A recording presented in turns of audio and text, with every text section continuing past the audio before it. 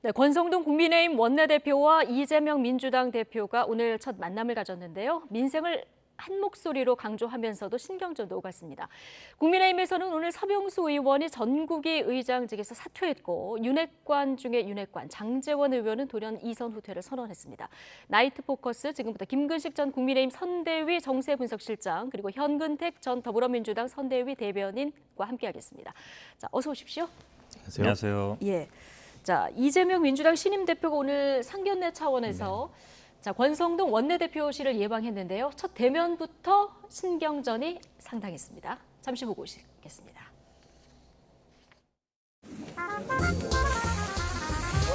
어서 오십시오. 축하합니다. 네, 반갑습니다. 드디어 이재명이 명의 민주당이 되었습니다. 우리 존경하는 권성동 원내대표 겸 당대표 직무대행님. 저만 이렇게 원내대표라. 대표로요. 2주택자 종부세 완화하겠다고 우리 대표께서 후보 시절에 이렇게 공약을 하셨는데 그 부분도 좀 관심을 갖고 한번 좀 들여다봐 주셨으면 하는. 이미 좀 얘기는 하고 있습니다. 가지고 있고 또 그렇다고 우리 원내대표께서 지나치게 과도한 그 욕심을 내지 마시고요. 적절한 선에서 서민들용 영구 임대주택 예산을 5조 6천억이나 삭감해 버렸다는데 그렇게 하면 그분들 어디 갈 데가 없잖아요. 야당이 문제 제기를 하면은 논의하도록 그렇게 하겠습니다. 뭐 그런 것도 좀. 지원 예산을 전액 삭감을 했다는데 그러면 일자리 예산을 삭감하는 건 지나친 것 같고 이게 초대기업이나 슈퍼리츠들 감세 서로 토론하고 논의하도록 그렇게 합시다. 서민의 눈물을 닦아주는 게 정치라면서요. 아, 그렇죠. 치열한 토론과 논증이 필요한 과제다.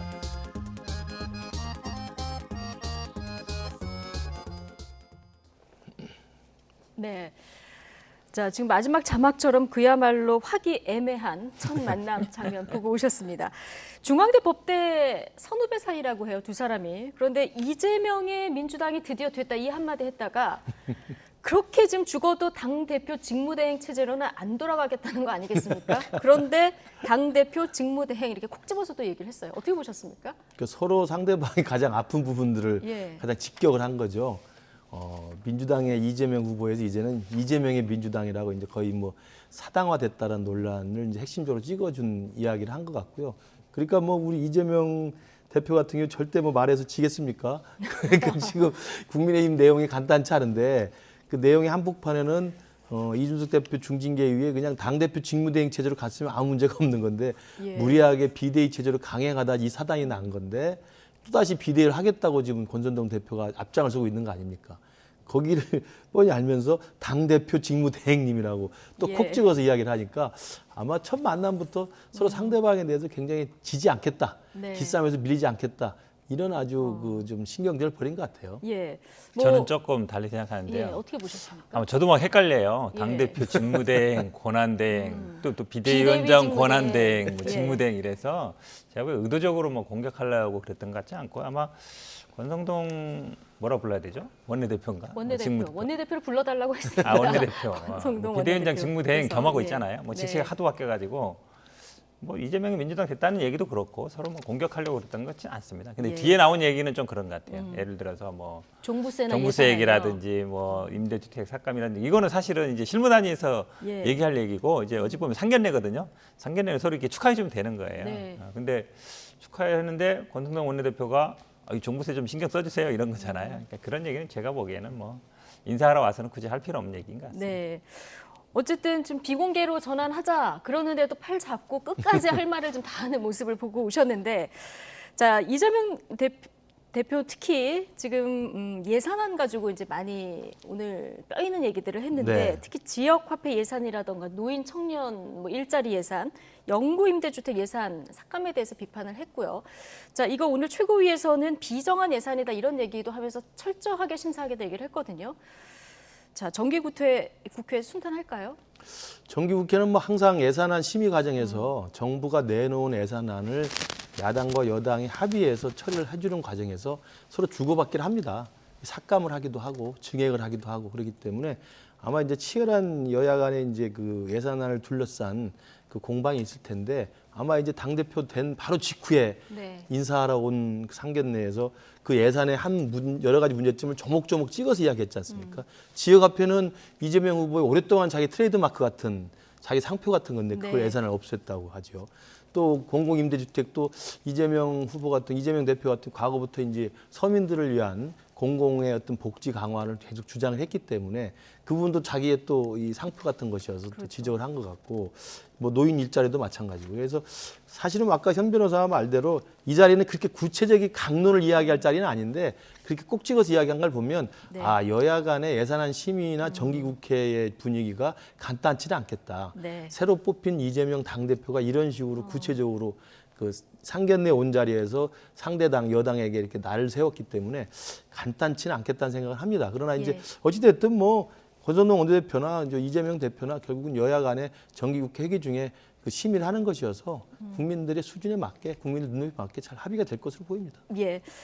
자, 오늘 이재명 체제 첫 워크숍도 열었고요. 네. 주요 당직 인선도 발표가 됐는데 가장 관심은 당 살림을 책임질 이제 사무총장 인선 아니었겠습니까? 자, 조정식 의원이 임명이 됐는데요. 5선입니다. 그렇죠. 네. 예, 5선 의원이 사무총장을 맡는 건 굉장히 이례적이라면서요. 많지 않죠. 보통 예. 뭐 3선급에서 많이 맡기는데 아마 지금 조정식 의원 뭐 아시겠지만 예전에 이해찬 대표 있을 때 이제 정책위 의장을 지냈고요. 예. 그다음에 이제 지난번 대선 경선 때부터 쭉 이제 이재명 당시 이제 후보를 도왔었거든요. 그런 면에서 본다 그러면 아무래도 이제 이재명 의원 같은 경우는 당 대표이긴 하지만 지금 뭐 국회 경험은 이제 처음이거든요. 네. 그러다 보니까 아마 좀 당에서의 경험이라든지 아니면 뭐 정치 경험이라든지 이런 걸 이제 많이 염두에 두지 않았나 이렇게 보고 있고 김성환 의원 같은 경우도 아마 이해찬 대표 때 이제 비서실장 했거든요. 예. 근데 이분도 마찬가지로 그 경선 때부터 이제 이재명 의원을 돕고 이래서 아마 김성환 의원을 정책위 의장 한 거는 현재 정책위 의장을 지냈었거든요. 비대위 네. 때도 아마 정책위 어쨌든 연관성, 연속성 이런 걸 좀 염두에 두지 않았나 이렇게 보고 있습니다. 예. 자, 이해찬계로 두 분 모두 이제 분류된다는 얘기를 해주셨는데요. 근데 이해찬 의원이 이재명 의원을 지원을 했기 때문에 사실상 신 이재명계다 이런 네. 얘기도 나옵니다. 자, 탕평 인사 얘기 있었는데요. 어느 정도 탕평 인사를 충족했다 이렇게 보십니까? 이제 비명계 쪽의 인사들을 얼마나 등용하느냐의 문제인데 지금 뭐 이해찬계에 있는 분들을 썼다는 건 뭐 평가를 할 만하지만 네. 비명계 쪽 인사로 이렇게 딱 눈에 드는 분을 이렇게 쓰지는 않고 있잖아요. 뭐 나쁜 자리가 아직 있습니다. 있긴 예. 있습니다만 지명직 최고위원이나 이제 뭐 수석 대변인 체제도 좀 맞춰야 되는데 사실은 좀 이재명 대표가 당 지도부의 간부들을 어떻게 인선하냐에 따라서는 사실 비명계 불만들을 잘 이렇게 아우를 수 있느냐 아니면 비명계를 여전히 그냥 내치면서 독주를 할 것이냐를 볼 수 있는 가늠자인 것 같은데 예. 제가 보건대는 뭐 이해찬 계보를 썼다고 해서 이게 비명계에서 정말 탕평체인가 보다라고 환영할 리는 없어 보이고요.